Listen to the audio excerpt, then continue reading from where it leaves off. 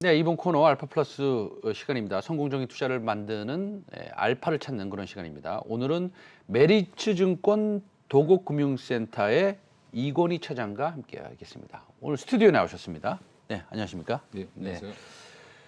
자, 오늘 또 반도체에 대해서 말씀을 좀 하실 것 같은데 반도체 소부장 좋다는 얘기는 뭐 여러분들이 말씀 많이 하십니다. 근데 오늘 반도체 전공정 장비 업체 소개를 하신다고 그러는데 어떤 종목입니까? 일단 뭐 PSK라는 종목인데 반도체 전 공정에서 한 3가지 공정에 대한 장비를 만들고 있는 회사라고 보시면 되고요. 일단 뭐 지금 2분기 매출액이 가이던스 상으로는 이제 한 1,020억에 영업이익 258억으로 이제 보면 나와 있으실 겁니다. 그 FM 가이드에 보면. 근데 이제 지금 애널들이 예측하기로는 이거보다는 좀 업사이드가 더 있을 걸로 보고 있고요. 그래서 매출액 같은 경우는 1,170억 정도, 영업이익은 거의 300억 근처까지 이제 나올 걸로 예상을 하고 있기 때문에 일단 뭐 QOQ로는 20% 이상, 뭐 거의 영업이익 같은 경우는 30% 가까이 이제 예상 더 올라갈 걸로 예상을 하고 있어서 전년 대비 좋아질 걸로 예상하고 있고 2분기 실적은 이제 기존의 실적이고 그럼 3분기부터는 또 어떨 거냐라는 그런 기대감이 또 있을 텐데 지금 일단 분위기는 뭐 미국이나 중국이나 다 결국에는 경쟁을 하고 있는 관계고 미국 같은 경우도 미국 내에 이제 공장을 많이 지으려고 하고 있는 상황이고 인텔이나 이런 쪽을 압력을 넣어서 더 이제 증설을 하고 있는 그런 추세이기 때문에 일단은 반도체 장비에 대한 수요는 전반적으로 늘어나고 있고 PSK는 이제 골고루 전 세계 그 영업을 하고 있기 때문에 뭐 포트폴리오가 잘 구성되어 있는 회사다라고 생각해서 말씀을 드리려고 나왔습니다. 알겠습니다. 제가 이거 한번 여쭤보고 싶어요. 우리 시청자 여러분들도 좀 궁금해하실 텐데 삼성전자하고 SK하이닉스는 뭐 양이틀 조금 반등을 했지만 어쨌든 디램 가격이 사실은 뭐 아주 급격하게 오른다고 얘기할 수도 없고 그렇다고 삼성전자가 비메모리 반도체 분야에서 뭐 시장 점유율을 지금 뭐 혁혁하게 뺏어온다 뭐 이렇게 얘기하기도 좀 어려운 이런 상황에서 사실은 그 종합 반도체 업체와 장비 소재 업체는 조금 다르게 생각해야 되는데 지금 업황 개선에 대한 의심이 있더라도 그 두 섹터, 그 반도체 섹터 내에서의 그 세부 섹터는 좀 다르게 생각해야 되는 거 아닙니까? 그렇죠. 일단은 뭐 네. 반도체 전체 업황이 안 좋다고 해서 뭐 장비나 소재까지 같이 안 좋아진다라고 보시기는 좀 어려울 것 같고요. 일단은 지금 디램 가격이 정체되어 있고 좀 뭐 하락하기도 하고 뭐 올라갈 기미가 안 보이는 상황인데 일단 그 이유를 좀 아실 필요가 있을 것 같습니다. 이제 많은 애널들이 고충을 얘기하는 것들 중에 하나는 앞으로 좋아질 것 같은데 그걸 참 설득하기가 어렵다라고 얘기할 정도인데 최근에 이제 메모리 반도체 분야에 대한 부정적인 전망이 좀 우세한 상황이었고요.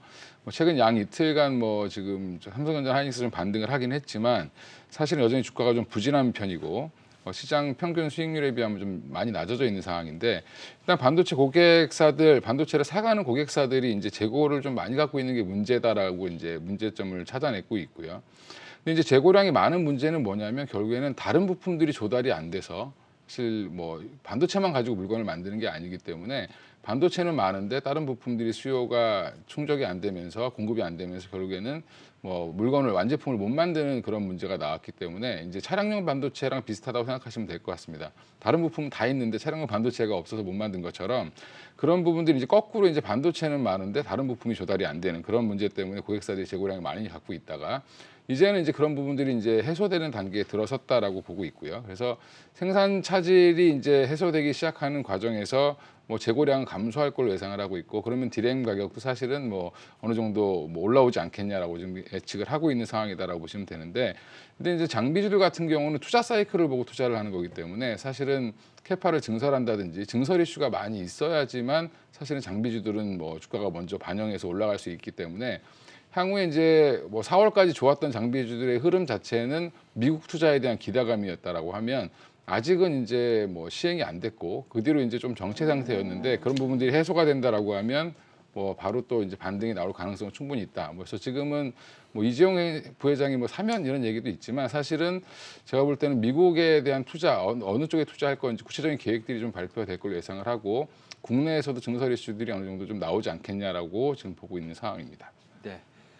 그 비메모리 반도체 산업에 대해서 조금 얘기를 나눠보고 싶은데요. 일단은 어젠가요? 이제 그 GM이 그 가이던스를 내놓으면서 이분 실적 내놓으면서 뭐 차량용 반도체가 내년 내후년까지도 조금 어려울 수 있겠다 수급이 뭐 이런 얘기를 좀 하더라고요. 근데 뭐 우리가 이제 다 알지 않습니까? 일본의 르네상스도 화재가 난 이후에 이제 잘 뭐 정비가 됐고 그다음에 TSMC도 이제 비메모리 반도체, 차량용 반도체 쪽으로 조금 더 증산을 하겠다. 뭐 이런 얘기도 나오고 있는데 지금 말씀하셨듯이 뭐 이재용 부회장이 이제 가석방이 될 가능성이 굉장히 높아 보이는데 보도를 보면 그렇게 되면 비메모리 반도체 뭐 좀 좋아지지 않을까요? 그 방면에 어떻게 생각하세요? 일단 삼성전자 주가를 눌렀던 이유 중에 하나가 비메모리가 사실은 흑자가 안 되고 사실은 뭐 생각보다 실적이 안 나왔죠, 정확히 얘기하면. 그리고 뭐 다른 업체들이 뛰어들기도 하고 TSMC의 많은 것들을 좀 뺏기기도 하고 그러면서 삼성전자가 사실은 어떻게 보면 경쟁사들의 그 오더를 받아야 되는 그런 상황도 있기 때문에 삼성전자 내부에서는 뭐 지금 외부나 내부에서도 뭐 비메모리는 따로 좀 분사를 해야 되는 게 아니냐 뭐 그런 얘기도 좀 나오고 있다라고 합니다. 근데 결국에는 비메모리 사업을 키우려고 하고 있고 지금 이제 키우기 위해서 노력을 하고 있기 때문에 이제 시장의 기대에 못 미치는 거지 스텝 바이 스텝으로 좀 잘 밟아 가고 있다라고 저는 개인적으로 생각을 하고 있고요.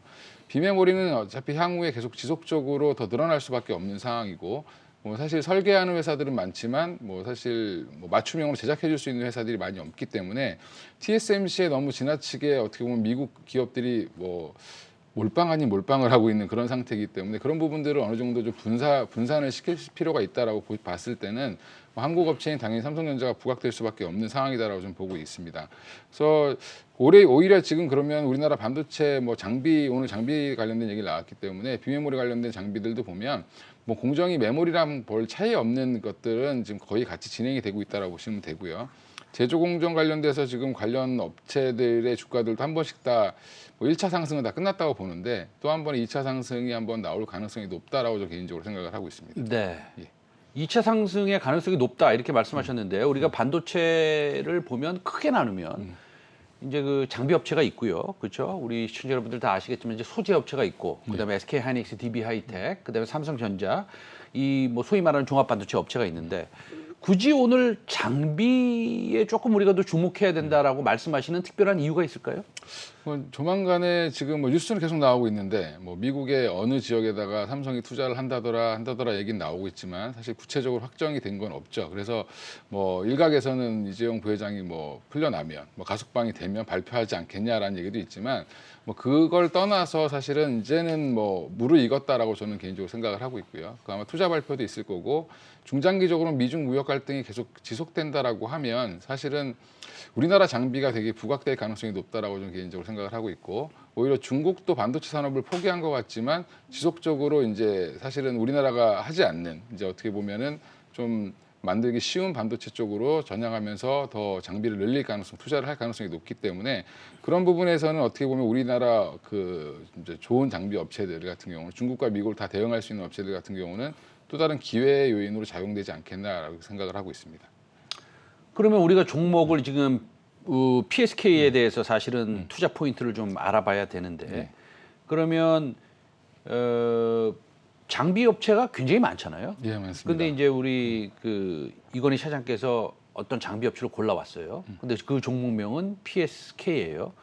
PSK인데 꼭 챙겨봐야 되는 포인트를 가지고 이걸 골라오셨을 거 아니에요. 예, 그런 것들이 뭐가 있습니까? 일단 뭐 장비 업체들이 너무 많고 좋은 네. 기업들도 많은데 네. 일단은 좀 규모가 좀 있어야 될 것 같고요. 그리고 메모리, 비메모리 지금 양쪽 다 모두 다 할 수 있는 대응할 수 있는 기업이어야 된다고 좀 보고 있고 단순히 이제 메모리라든지 뭐 특정 어떤 하나에만 좀 몰입되어 있다든지 그러면 좀 시황에 영향을 많이 받을 수 있다고 보시면 될 것 같고요. 국내 기업인 삼성이나 SK 하이닉스를 뭐 동부 하이텍이나 이런 기업들 외에도 해외 고객사들을 좀 많이 갖고 있는 회사여야 될 것 같고 그다음에 신규 장비를 일부 장비라도 국산화가 완벽하게 되어 있는 그런 뭐 장비를 갖고 있는 회사 그러면 더 플러스 알파가 되지 않겠나 생각을 하고 있어서 그런 세 가지 기준으로 지금 골라본 뭐 종목이 PSK라고 보시면 될 것 같습니다. 그럼 PSK가 이런 조건을 다 만족한다는 그런 말씀이신데, 예, 그렇죠? 그러면 PSK에 대해서 조금 들어보도록 하겠습니다. PSK가 이런 조건들을 다 만족한다고 말씀하셨는데 그런 조건들을 좀 포인트아웃 해주시면서 어떤 투자 포인트가 있습니까? 최근에 이제 웨이퍼 엣지 클린 장비를 이제 국산화하는데 성공을 했다라고 이제 지금 발표를 했고요. 근데 그걸로 이제 신규 매출이 발생을 하면 사실 영업이익은 더 높아질 걸로 예상을 하고 있는데 일단 이쪽 부분은 아직은 뭐 사실 매출에서는 한 10%, 15% 정도를 차지하고 있다라고 보시면 되고요. 주로 이제 뭐 그 해외 고객사 이제 그 아까 얘기했던 해외 고객사 매출 비중을 보면 올해 아마 지금 한 50%를 달성할 걸로 좀 예상을 하고 있습니다. 계속 높아지고 있는 중이고, 그다음에 이 회사가 지금 영업을 하기 위해서 이제 사무소들을 여러 군데 열어놔 있는데 이제 미국이라든지 중국, 뭐 대만, 그다음에 일본까지도 지금 해외 영업소가 따로 존재를 하고 있고, 거기서 이제 현지에서 대응할 수 있는 그런 시스템을 갖추고 있는 회사다라고 보시면 되고요. 일단 기존에 이제 탄탄한 메모리 반도체 수주를 계속 받고 있는 상황이고, 최근에 이제 비메모리 반도체 관련된 회사 이제 매출 비중도 서서히 늘어나고 있는 중이기 때문에 일단은 뭐 좀 이런 조건을 갖고 있고, 그 와중에도 이런 조건을 갖고 있는 회사들은 또 몇 개 더 있는데 그 중에서도 밸류에이션은 조금 더 매력이 있는 그런 종목이 PSK다라고 보고 있습니다. 그래서 밸류에이션 부담은 다른 회사들보다는 조금 저평가되어 있다라고 보고 있고요. 2021년 기준으로 한 PER 기준으로 10.7배, 뭐 10배가 조금 넘는 상황이고요. 2022년 기준으로는 뭐 8배가 좀 8.4배 정도로 예측이 되고 있는데, 여전히 주가는 조금 다른 회사들에 비해서는 좀 저평가되어 있다라는 부분에서 업사이드가 더 있을 걸로 보고 있습니다. 알겠습니다. 우리 이건희 차장께서도 잘 아시겠지만 뭐 불과 몇 년, 뭐 5년 전만 해도 사실은 전공정의 장비를 만드는 회사가 우리나라에 있었습니까? 거의 없었죠. 네, 그렇죠? 거의 없었습니다. 전부 다 후공정 장비를 만드는 회사인데 웨이퍼 에치 클린이라는 사실은 일본 회사가 이것은 거의 네, 독점하고 있었던 맞습니다. 것 같은데, 이런 전공 장비를 국산화했다는 것은 상당히 괜찮은 매력적인 투자 포인트인 것 같은데, 네. 제가 여쭤보고 싶은 것은 지금 내년 PER이 8배, 올해 10배. 이거는 저는 제 개인적으로는 이건 터무니없이 싸다고 생각하거든요.